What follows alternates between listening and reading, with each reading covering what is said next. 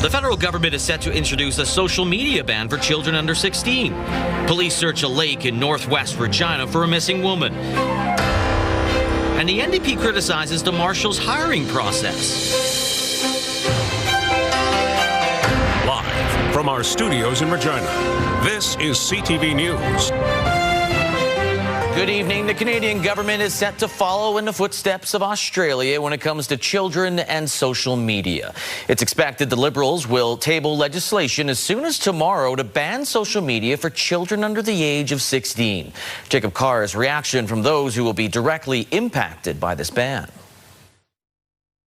The federal Liberal government, which has been trying to introduce legislation to protect children online for 7 years, says their new digital safety bill is all about keeping kids protected from online harms. We will take all reasonable measures to make sure kids are safe in this country. I think it's obvious why it's a priority. Kids are dying. CTV News spoke with students from Balfour Collegiate who would be affected by the ban. Their reactions were mixed. I personally think, the government shouldn't be controlling what we consume. I think it should be more on the parents, to control their kids on what they're on. I think that it's actually something that should happen because when you're this age, you're really impressionable to things that you see online. According to reports, some platforms could obtain exemptions from the ban if they meet safety standards. The federal government has also said that it will introduce legislation to address the safety of AI chatbots. But some social media experts are worried that enforcing the ban nationwide will be a tall task for the Canadian government. Implementing a ban is enormously difficult. It costs a lot of resources, requires a lot on the enforcement front, etc. A number of students in the Queen City are hoping the bill does not succeed. Please don't get rid of it. I like my socials. Thanks. Varying opinions from the city's youth on the possible social media ban, but the prevailing sentiment seems to be that life would be less fun and more inconvenient for these young Reginans if the ban were to pass. Jacob Carr, CTV News, Regina.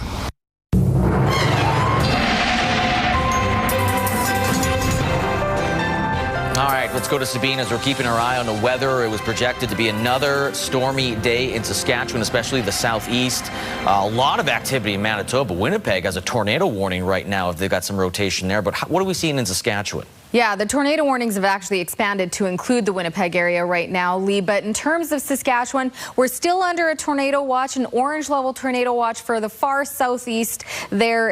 That's kind of shaded in the magenta on the weather warnings map behind me. And then we have the shading in yellow, which is most of southern Saskatchewan under a severe thunderstorm watch. However, the darker yellow is where we're seeing severe thunderstorm warnings now that have been put in place over the last couple of hours. Now, these cover from Belle Plaine, Last Mountain Lake, all the way up to about Nokomis and including Chamberlain. This is where we could see hazards with dangerous winds up to about 110 kilometers an hour, quarter-size hail, and heavy localized rainfall. Now, these alerts should stay in place at least until later this evening into the overnight. But once they clear, we're not done with the rain. There's quite a bit of rain on the way heading into tomorrow as well. But I'll have all those details in your full forecast. Lee?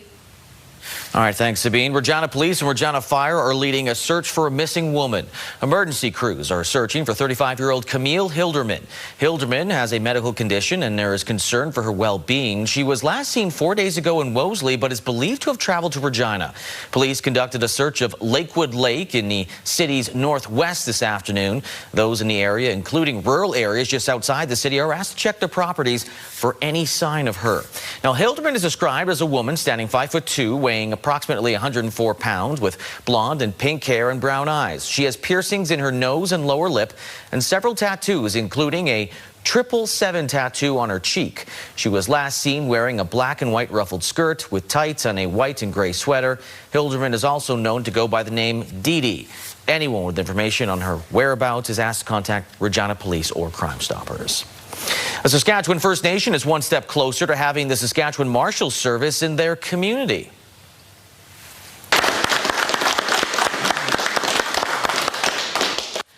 Sturgeon Lake First Nation Band Council passed a resolution to begin formal talks with the Saskatchewan Marshals Service for on-reserve services. The resolution would invite the Marshals Service to provide services on Sturgeon Lake First Nation lands, supporting RCMP and work proactively on certain Marshal-led investigations. Sturgeon Lake First Nation Chief Christine Long John says her community looks forward to enhancing the policing service within the nation. have a lot of communities and nations to serve as well, not only Sturgeon Lake. And so, we appreciate all of the work that's been done within the RCMP and the relationship that we have with the RCMP. But we need, with the rise with crime within our community, we need extra services within the nation to make sure that everyone is kept safe. 2 other First Nations have already signed MOUs, Red Pheasant Cree Nation and James Smith Cree Nation, with others expected to develop similar agreements. Now, the Saskatchewan NDP is raising concerns over the Marshals, saying they're poaching officers from other police forces. So far, all but 2 recruits have come from the RCMP or municipal police departments. Wayne Mantika has more. In recent months, Saskatchewan's new provincial police force has been on a nationwide recruiting campaign.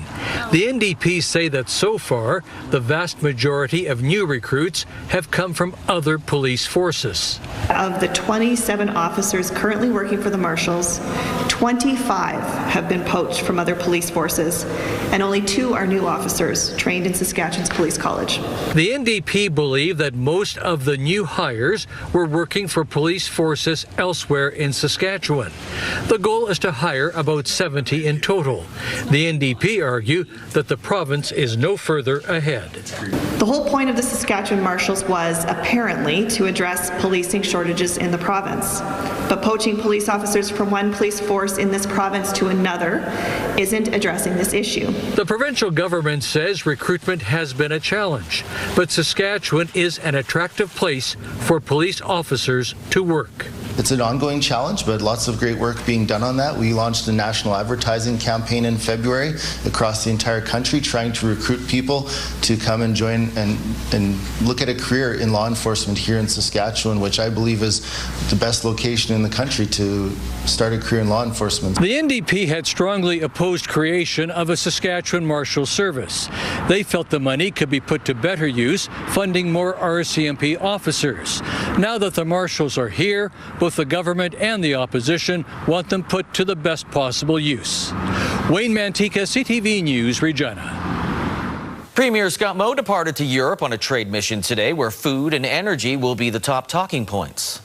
We'll be looking at some port capacity that they have for agricultural products, for potash in particular, as well as the opportunities that they have to access some Saskatchewan uranium, and I would say Saskatchewan-based nuclear technology through Cameco right here in Saskatoon to power their future and provide that energy security as well.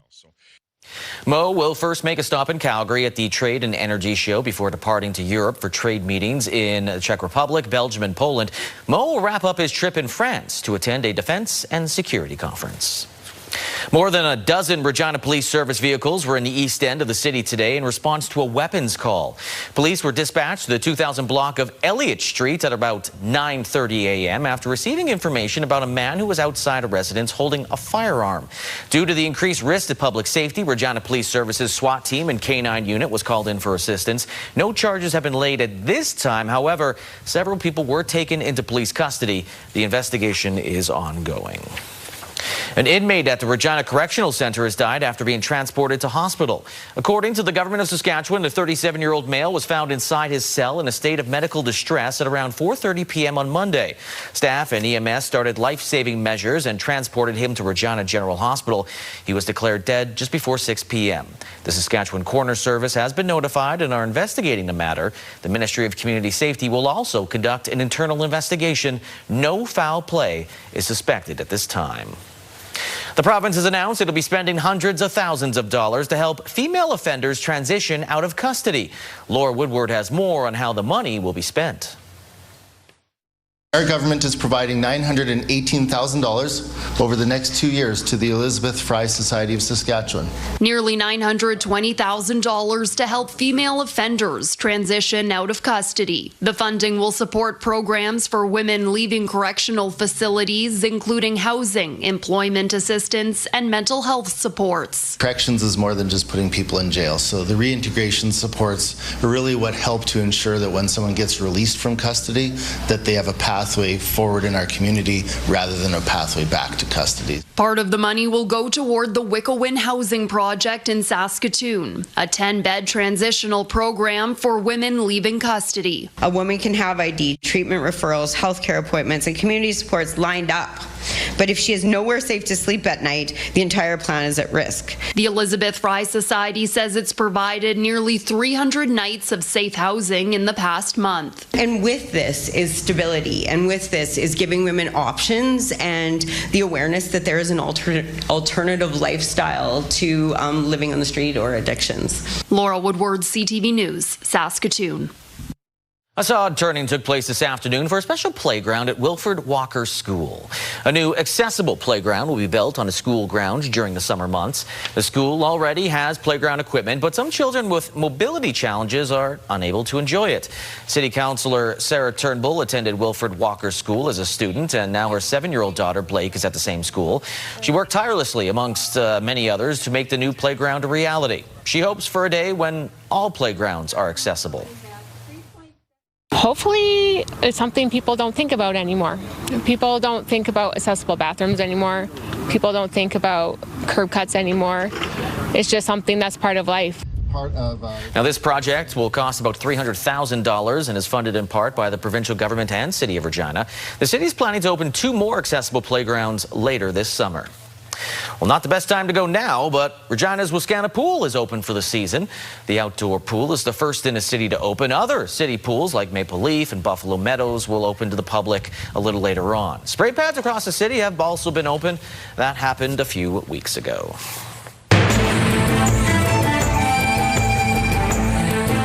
Greetings, everyone. The First Nations University of Canada was first established in 1976, then known as the Saskatchewan Indian Federated College. Extensive research has been done on the institution and its beginning, and ideas of what it is now may have been envisioned as far back as the treaty signings. Here's a look back at FNU's early days, as well as what the future holds for the next 50 years.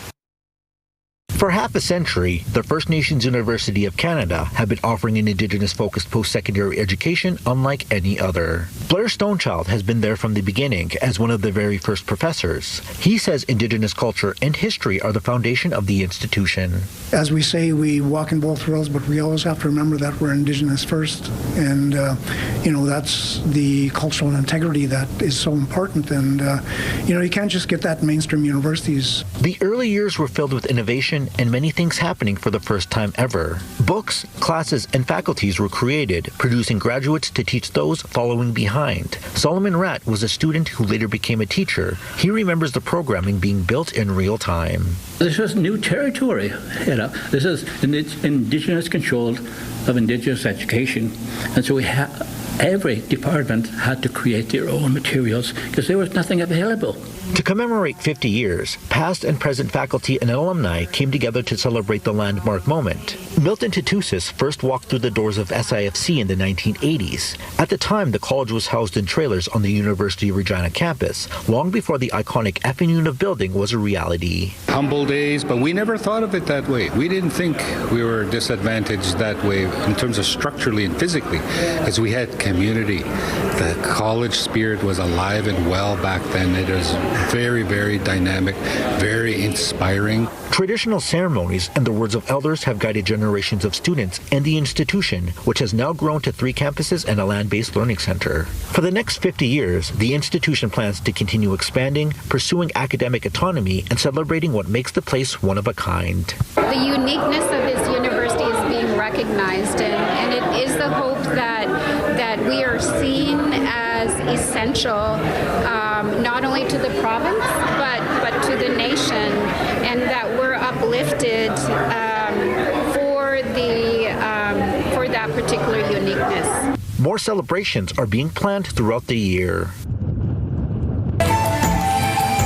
If you have a story you would like to see in this segment, here's how to reach us. You can contact me by email, and you can also watch past episodes and segments of Indigenous Circle on our CTV Regina and CTV Saskatoon websites. Indigenous Circle, brought to you in part by Saskatchewan Indigenous Enterprise Foundation, growing the First Nation entrepreneurial spirit. Still ahead was an Air Canada pilot with 17 years of experience flying without a proper license, and the astronauts of the next Artemis mission are revealed.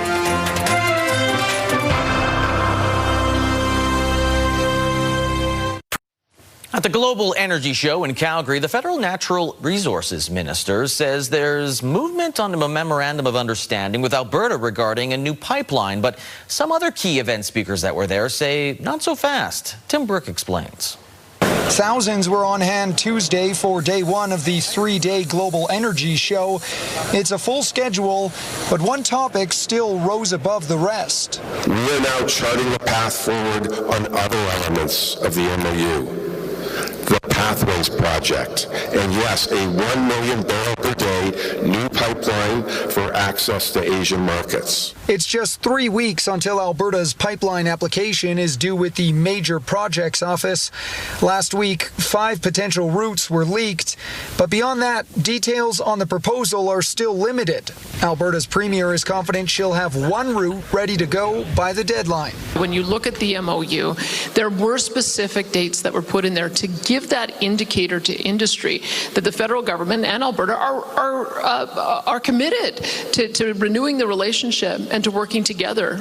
But one event speaker in particular is sick of the subject. At a certain point, there's not much to say. It's for, the proponents when they exist, and for Alberta and for Canada to address some of these questions, and we can respond to it. BC's energy minister appeared alongside Alberta's energy minister. The former won't tell us if they discussed the pipeline, and the latter ducked all media questions. So Adrian Dix says his government is focused on other things, like the already in development Trans Mountain expansion. We're very much involved with that because it's an actual project, and there's a proponent. Danielle Smith told attendees she wants to try to address concerns that BC has with the pipeline, and that she can maybe strike a financially appealing deal. But if that doesn't work, the federal government has a number of levers that can be persuasive. Ultimately, they are the decision maker. Remember that movie, Catch Me If You Can? A young Leonardo DiCaprio pretending to be a pilot as part of his schemes? Well, there's allegations an Air Canada pilot flew hundreds of commercial flights over 17 years without a proper license. CTV's John Woodward on how the former captain went undetected for so long and whether passenger safety was compromised. This investigation and the details surrounding it read like a movie script. But police say this fraud was very real. An Air Canada pilot flying for decades, captaining planes full of passengers like 767s and 777s that he wasn't licensed to do. During that time, he captained over 900 domestic flights, earning millions of dollars in salary for those captaining flights, but also flew tens of thousands of passengers. Charged with fraud and forgery is Jeff Wall, who a posted biography with Ontario's Georgian College says once flew with Canada's Armed Forces and helped connect future pilots with careers as a part-time employee. Canadian airlines are safe. That's video of Wall in 2015 sitting down for an interview on CTV's Canada AM. He was the chair of the Air Canada Pilots Association during the period Peel police say he wasn't licensed. Air Canada said in a statement, despite the licensing problem, he was competent to fly, saying safety was not compromised by this incident because all pilots at Air Canada undergo mandatory recurrent training every 6 months to validate their flying competency. I'm going to show you this. This is mine, actually. CTV aviation expert Phil Dirty said every year or more a pilot has to show his license to what's called a check pilot, a person working for Transport Canada. But there's apparently no cross-referencing that with government databases. It's not valid. So, you're taking it at face value, but when the medical is done, then it should be checked there. And then also with the database at Transport Canada, it should also be checked at that point as well. Police say it was a regular check in March of 2025 that finally flagged the license. Air Canada called in Transport Canada, which reviewed the situation, and then they called the police. Police allege that Wall made a false police report to them to cover his tracks. Wall hasn't responded to messages from CTV News. He's considered innocent until proven guilty and did have a lower standard of pilot's license. John Woodward, CTV News, Mississauga.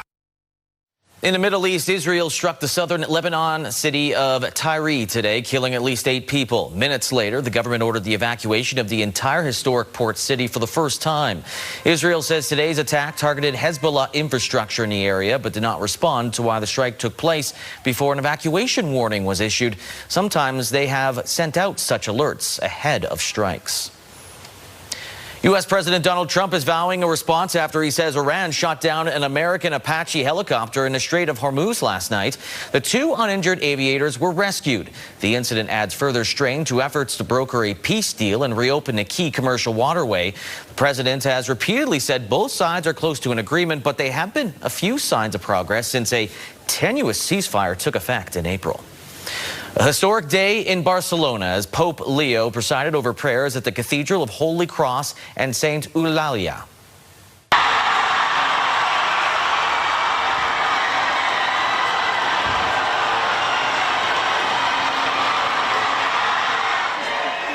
The Pope kind of greeted like a rock star by the cheering crowds. Today was his first public address in the city. After the prayers, he thanked those gathered outside the cathedral for their patience. And in Houston today, NASA introduced the crew of Artemis 3, the next mission in preparation for humans returning to the surface of the moon. The Artemis 2 crew, comrade, hands you the baton. You got the controls. 3 Americans and an Italian have been chosen. They won't be going to the moon, but will conduct a demonstration in Earth's orbit next year. It'll test the rendezvous and docking capabilities between the Orion spacecraft and lunar landers Blue Origin and SpaceX. The mission will be a key test of a variety of systems ahead of the moon landing scheduled for 2028. The crew introduced today will follow the Artemis 2 mission that saw Canadian astronaut Jeremy Hansen and 3 others circle the moon back in April. Coming up, a group of Saskatchewan residents were horsing around delivering mail the old-fashioned way.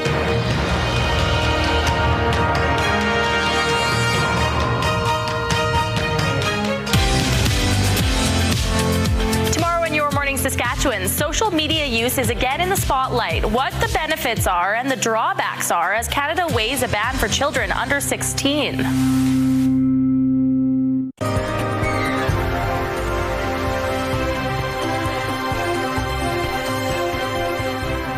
All right, we're going to get right into it. Regina is now under a severe thunderstorm warning. We're still expecting under the warnings and the watches, the same hazards apply where we could see those winds gusting up to about 110 kilometers an hour, quarter-size hail, and localized heavy rainfall. You can already see how the conditions have changed. The sky is starting to darken, and we're starting to slowly see that it's a severe thunderstorm around the Last Mountain Lake area, which is traveling eastward. So we may start to see it just kind of touch along the Regina area before it continues making its way towards Manitoba. Currently, we're sitting at 22 degrees. Wind gusts have died down, but this is what we're looking at, where we're seeing a lot of storm cells making their way through eastward here, where we're seeing the expansion into the Regina area. Further south, we've got areas in the Stoughton area and in the Whitewood area where they're seeing severe thunderstorm warnings. There's a cluster of thunderstorms around the Whitewood area in the Red Jacket area that's traveling eastward as well. And those warnings or those severe thunderstorms come with loony-sized hail that's coming through that area as well. What you can't see on this map is this little area that's not shaded in around the Estevan area has just seen an orange level thunderstorm warning go into effect, where they could see ping-pong-sized hail coming through the area and damaging winds as well. So again, if you do not need to be outdoors, please stay inside. Keep an eye on Environment and Climate Change Canada's weather warnings as we continue into overnight. We're going to continue to see these systems rotating through the rest of this evening into the overnight, in particular right there in the southeast and east central parts of the province as it continues to make its way into Manitoba. Once those storm cells clear out, tomorrow morning we're looking at rain primarily in southern Saskatchewan. Maple Creek could see some storm cells coming through. Assiniboia could see a risk of thunderstorm, as could the areas in the Parkland and even in the Regina area. You can see by 7 o'clock tomorrow night, we're still looking at that rain continuing. And even in the Regina Assiniboia area, the darker shaded green is heavier rainfall. Now, earlier Maple Creek was looking like we could see some very heavy rainfall in a short amount of time. It's now looking like that system may weaken and we may not see the heavy rainfall that we were expecting, but we're still seeing a fair amount of rain, and I'm going to show you what we could expect by the time we get into about Thursday night into Friday morning, and that's what we're looking at next here. So this is what we could expect between now and to tomorrow morning. It's not looking too bad. Earlier the systems were showing some heavier rainfall, but by the time we get into Wednesday afternoon, Maple Creek is expecting to see up to about 2 millimeters of rain, but that rain is continuing. So by tomorrow evening, Maple Creek will see up to about 20 millimeters of rain. Saskatoon over 10 millimeters of rain. Regina saying 2, but again, these are kind of more Regina surrounding areas. Actually, right within Regina, we could actually see closer to about 5 to 10 millimeters of rain. Moose Jaw over 5 millimeters of rain. Estevan seeing up to about 7 millimeters of rain, and that will continue. By the time we get into Friday afternoon, we should see most of that rain clear out. However, there is a chance of more rain returning Saturday morning, and I'll talk about that in your 7-day forecast because I know we have an important game on Saturday. Temperatures cooling down quite a bit for parts of the province tomorrow. 14 for La Loche, 18 for Lloydminster and Prince Albert, expecting to see rain throughout the day tomorrow. 19 and a risk of thunderstorms for North Battleford, Saskatoon. Yorkton, 18 and a risk of thunderstorms. 14 for Maple Creek and rain and thunderstorms. 17 and thunderstorms for Swift Current. Moose Jaw, 21 with the risk of thunderstorms. Same story for Weyburn and Assiniboia. 18 degrees there, 22 for Weyburn, 19 for Estevan. For Regina, 11 tonight, 18 and a risk of thunderstorms tomorrow. And that rain is expected to continue throughout the day. Now, Thursday, a little bit less rain, but still expecting pockets of scattered showers on Thursday. 17 is the high. By Friday, a mix of sun and cloud. Stronger wind gusts. 17 is the expected high. Now, Saturday, I know we have kickoff at 5 p.m. on Saturday. Saturday morning is when we'll probably start to wake up to a little bit of rain before we're left with a mix of sun and cloud. And then we're back into the 20s by the time we get into midweek next week. But Saturday, I know many people want to know how to perhaps dress. Bring a jacket because it will be a chilly night for football. Chilly night for June football. Okay, and then keep an eye outside. We're hearing reports there might be hail that's coming in that storm that's hitting Regina. It's moving fast. These systems are moving quite fast, yeah. All right, thanks, Sabine. You bet. Well, it was a blast from the past. Just an hour outside of Regina this past weekend, a few Saskatchewan residents traveled by horse to deliver letters to surrounding communities. Damian Smith has that story. On Saturday, Saskatchewan took a trip back in time with the Pony Express on the prairies. We just wanted to sort of bring it up here, do it as it started out just as a family thing, and it's gotten bigger. The communities have gotten involved. Inspired by the original Pony Express in the United States, when mail was delivered by horse riders in the 1860s. In this version, riders delivered over 150 letters, with most of them going to residents of the Fillmore Care Home. Put little stickers on each of those letters saying transported via the Pony Express on the prairies. So when those people get the letters, it'll be cool that it has been transported on horseback. Traveling 40 kilometers from Francis to Fillmore with stops along the way, a total of 8 horses and 6 riders made the trek. We grew up ranching and in the Western lifestyle. You kind of can relate to it a little bit sometimes. Riders Shoni and Shada King brought 4 horses of their own from Corning: Bill, Bunny, Dusty, and Xanatar. Bunny is very weird, very lazy, can be very athletic. Dusty, he's my main trick horse, and I don't know, he's a grouch. Making some pit stops along the way, the group finished the route in 6 hours despite some inclement weather. Rain or snow, sleet, the Pony Express ride historically always went through. The riders rode through anything. The Pony Express on the prairies ended up leaving 30 minutes just behind schedule because of this weather behind me, but ended up finishing the day off in Fillmore, Saskatchewan, just about an hour and 10 minutes outside of Regina. Damian Smith, CTV News, just outside of Tyven, Saskatchewan. Still ahead, the Riders might be unveiling their Grey Cup banner on Saturday, but as far as the team is concerned, that's in the rearview mirror.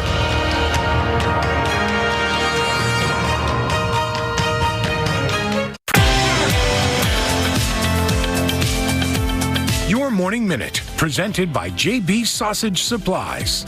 Well, it's all about the burger, and JB's Sausage has come to my house today, which is nice. A nice short commute for me with Dorothy Garrow and Brody Crozier, and it's all about burgers, as we've said. Let's start with the obvious, the flavor component. Yeah, it's burger season, so we're selling a lot of our stuff. We have 12 different flavors that we sell, ranging from a deep meaty flavor to a light smoky to a deep smoky, and then kind of like your originals for those who like to maybe have a plainer burger and then jazz it up with the fixings.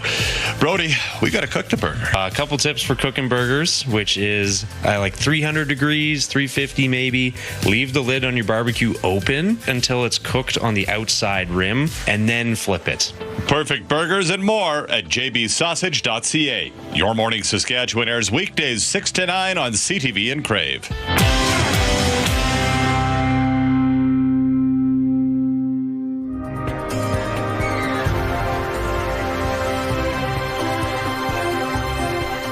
Fresh off a Grey Cup last season, the Riders now prepare to begin 2026, but the defending champs say they have already turned the page.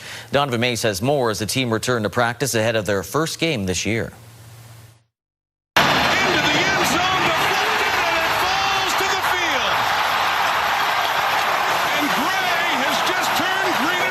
With last year's Grey Cup mountain already conquered, the Saskatchewan Roughriders are at the bottom of a new one. I hate to say it like this, but 2025 died. Attempting to repeat as champions with a new mindset. We have to move on. I can't even live there anymore. It's almost like rat poison. Me and my wife talk about it all the time. I can't even bring it up at home. We don't even bring up 2025. It's no secret the defending champs have begun the 2026 campaign on an odd note. First, with no game the final week of the preseason, then a week 1 bye to start the year. Usually you roll right into the regular season. But the delayed start giving more time to put last season in the rear view and refocus on the long road ahead. I have an unflinching mentality and make sure that I'm ready to rock regardless of what the situation is. Down 10, up 10. Whatever our record is, we approach our work the exact same. Killing 2025 in their minds, the way head coach Corey Mace says he's refocused his team back to the mentality of going 1-0 each week. It ain't got nothing to do with this year, period. It just doesn't, We're a new team. We got to go out there and prove that we're still a good team. We got great leadership. We always talking about winning today, putting things in the past, and I think Mason's doing a great job, and the leaders are. 2026 is all that matters. Now, there will be time to reflect briefly on last year's Grey Cup, as the Riders will unveil their 2025 championship banner at Saturday's game against the Lions. But after that, don't expect to hear more from this team on past glory. Donovan May, CTV News, Regina. Yorkton will be home to a provincial curling championship next year. Organizers announcing the Saskatchewan High Schools Athletic Association's 2027 Curling Championships Provincials will be held in Yorkton, Melville, and Saltcoats. The 3-day event will take place in March of next year and will welcome 32 teams from across the province. And organizers hope that the event can kind of be like the Olympics for these young curlers. We're going to start Thursday night with a banquet to recognize those kids. Competition on Friday and Saturday. About 3 o'clock Saturday afternoon will culminate with championships in 4 different categories. Organizers hope the championship will showcase Yorkton and highlight all the opportunities the Parkland has to offer. Well, in 3 days, Canada opens up its World Cup campaign in Toronto versus Bosnia-Herzegovina. In 4 days, Vancouver plays host to its first game, which will be Australia versus Turkey. BC Place had to undergo some changes to make it FIFA approved. Kevin Korak has more. Putting the finishing touches on getting BC Place game day ready. We've got a great week of work ahead of us to get this ready to go for Saturday. From landscaping the new FIFA-approved Fraser Valley-made pitch to some new chef creations, a maple bacon smoky and short rib poutine. We want all the fans and guests, when they come to BC Place, feel connected to our flavors of Canada. The tour also giving a sneak peek at FIFA merch featuring Canada, along with Australia and Turkey ahead of Saturday's opening match. A team of local paramedics who applied for the competitive gig were also on scene running simulations. Outside, a look at one of the approximately 50 screening areas pedestrians will pass through to access the games. It will be a single entry process, so once you go through the screening and the ticket scan at the outer perimeter fence line, you're essentially inside the stadium. So that will help to distribute the crowd getting into the stadium proper with our outdoor entertainment experience and the stadium fan areas that are outside. The nearly $200 million in upgrades at BC Place also include renovated dressing rooms, new VIP zones, and this hospitality area, replacing former office space and storage.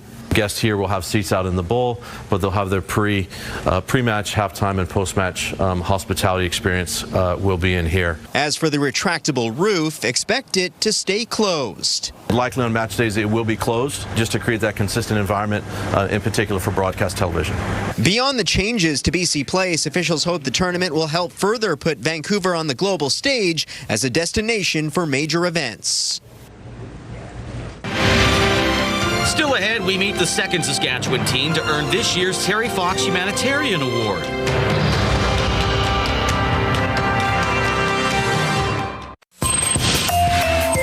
Here's a look at what's happening in your community. The Northern Fireplace Barbecue Fundraiser will be happening on June 12th at 11:30 a.m.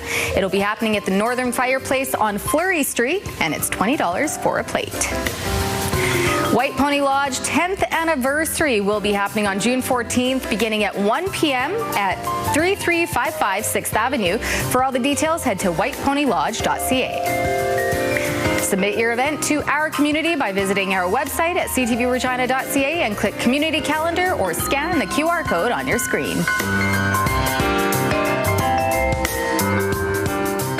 Weather conditions are changing very quickly. We saw a lot of rain coming through parts of Regina, a lot of hail, and now things are slowly shifting, continuing eastward. But tomorrow we're still going to see quite a bit of rain, especially in rural Saskatchewan as well. Temperatures much cooler than what our daytime averages normally are, which are usually sitting in the low to mid-20s. Tomorrow, mid to high teens are looking like the daytime high. 16 in rain for Melfort and Hudson Bay, 19 in a risk of thunderstorm for Watrous. Wynyard also sitting at 16 with rain. Outlook, Spiritwood, Lloydminster, and Kindersley, rain and 18 degrees there, and I think I said 19 for Meadow Lake and rain there. Closer to the southern border, similar temperatures, a little warmer for Carlisle at 20 degrees, expecting a risk of thunderstorm. Maple Creek, rain and 14, 17 for Rockland and mostly cloudy conditions, 18 and mostly cloudy for Cornack, but 18 for Pilot Butte, Lumsden, Rosetown, all expecting a risk of thunderstorm, 19 for Assiniboia, risk of thunderstorm, 17 and a risk of thunderstorm for Leader, and some light rain for Kenora. 17 is the expected high. Closer to, well, not closer to, right in Kelvington, where internet speeds up to 1 gig are available through SaskTel. Expecting rain throughout the day tomorrow, and moderate rainfall expected, actually 10 to 15 millimeters of rain. 15 is the expected daytime high, with a low tomorrow evening to 12 degrees.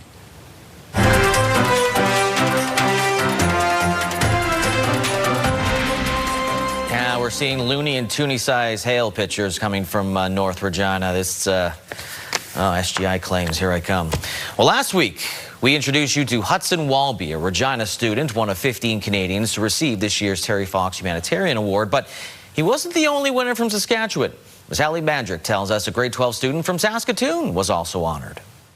After overcoming a childhood cancer diagnosis that doctors initially believed to be terminal, Naomi Lenvoy has spent much of her life raising funds and awareness to support others who have had to face similar circumstances. Told my mom, I was like, Mom, I don't want to get well soon, I want to get well now, which is how Team Naomi Get Well Now was formed.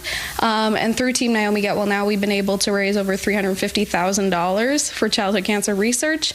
It's this work, in addition to Lenvoy's many other efforts, that she has recently received the 2026 Terry Fox Humanitarian Award, which was created in 1982 to recognize young Canadians who embody the values that Terry Fox was known for. We look for the qualities and values that remind us of Terry. So most of all, we look for the humanitarianism. So that's the desire to help others before themselves and the determination to get through tough things. Lenvoy says the legacy of Terry Fox is one that has offered her a lot of inspiration. He has always been in my mind, and I saw how him doing his Marathon of Hope was able to raise money and spread awareness across Canada, which was such a beautiful thing.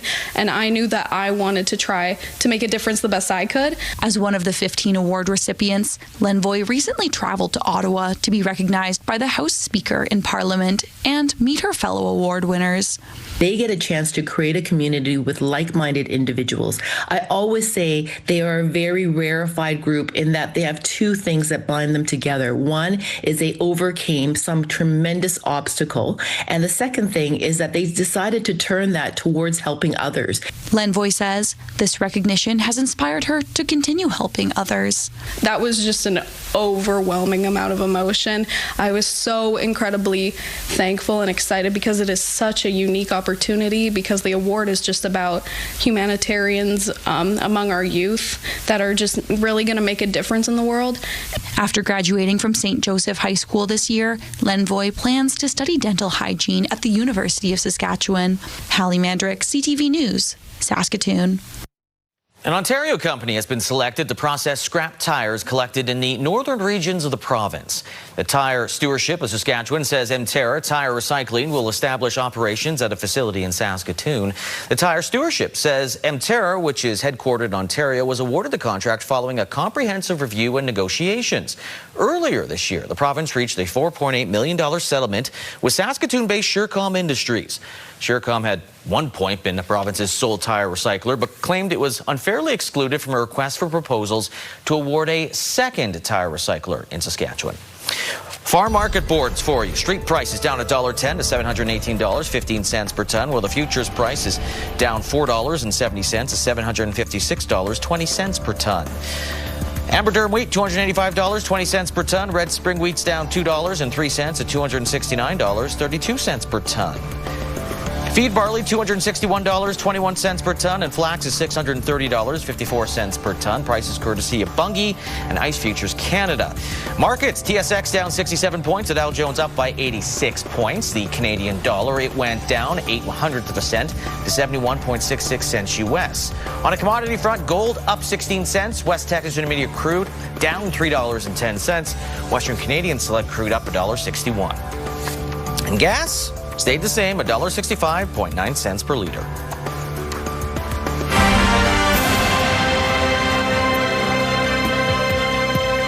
Damaging winds, large hail and locally intense rainfall are also possible. Take cover immediately if threatening weather approaches. Please consult local media for more information. The station, it's probably on its way. Yeah. Regina's Queen City X is out with this year's concert lineup. That's me.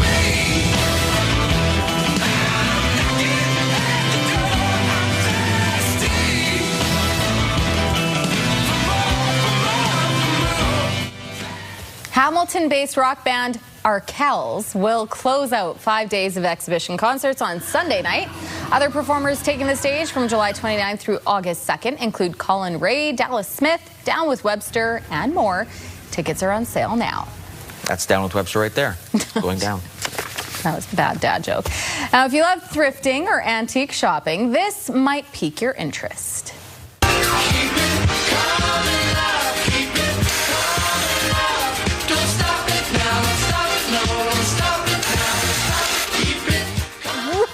I don't know what to think about that. The vintage bathtub piggy bank caught the eye of a shopper. You put a coin in a placeholder, the woman's leg comes up and drag it into the bath bank. You can get this in Airdrie, Alberta, apparently, at one of their antique stores. Okay, but it's kind of... Oh, missed Mike's it. cutting out. How about now? Now? Better. Can you hear me now? Can you hear me now? I'm not going to lie. This is kind of... I would probably... It's a great way to, like, take up your time. I'm done with it already. Lots of severe weather hitting southern Saskatchewan right now. Regina, southeast Saskatchewan getting hit right now too. So, and even above Regina, north of Regina. So just keep an eye out. It's going to be a long night. Be careful out there.